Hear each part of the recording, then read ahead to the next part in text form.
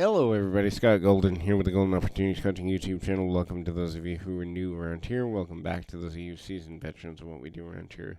What we do is we continue to keep a psychological, mental health, emotional health paradigm going in a positive direction, and we continue to do that to the best of our abilities. Couple of things to look at there. If you're new around here, coaching can be a wonderful way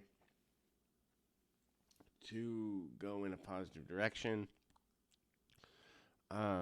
Regardless, um, how do you maintain someone's connective? The first thing is we kind of are transparent. So, transparency goes with both listening and hearing the other person out. Transparency is super important because at the end of the day, people want to know that you're invested in them, but also investing in other people is important as well. And giving and receiving favors and or things that are going to benefit another person can also be important. People want to know that they're going to get benefits from being connected with you. And so if you're willing to give in that way, then people are more likely to hear you out. They're more likely to see your value. They're more likely to connect with you on a deeper level. And so knowing how to do that and being able to identify ways of doing that, the easier it becomes to identify our own value in that manner. And so um, when we begin to know that doing that is important, when we begin to know that doing that is valuable, we also begin to understand that we have to be able to be vulnerable. Vulnerability is scary because people can take advantage of it. People can ultimately lead us in a direction that isn't necessarily healthy or intelligent. So, smart vulnerability, much different than complete open transparency where we're leaving ourselves, too open.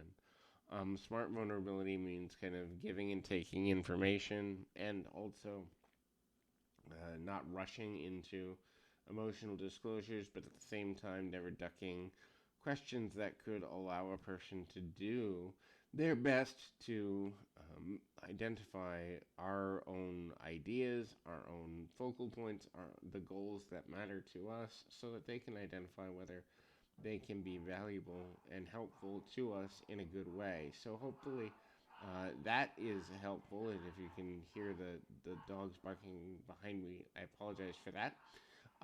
Regardless, when we begin to be more transparent and be more focused, it's easier for people to establish whether or not they are in a good space with us or not. And so the level of honesty that we give to a relationship also is going to impact people and how they're attracted to us. So understanding how people are attracted, if someone is a emotional attractor, if someone is a common interest attractor, if someone is a support attractor, a service attractor, like all knowing these things and how we interact with people who have different levels of attraction to us, but also different attraction styles from us is super important from there as well.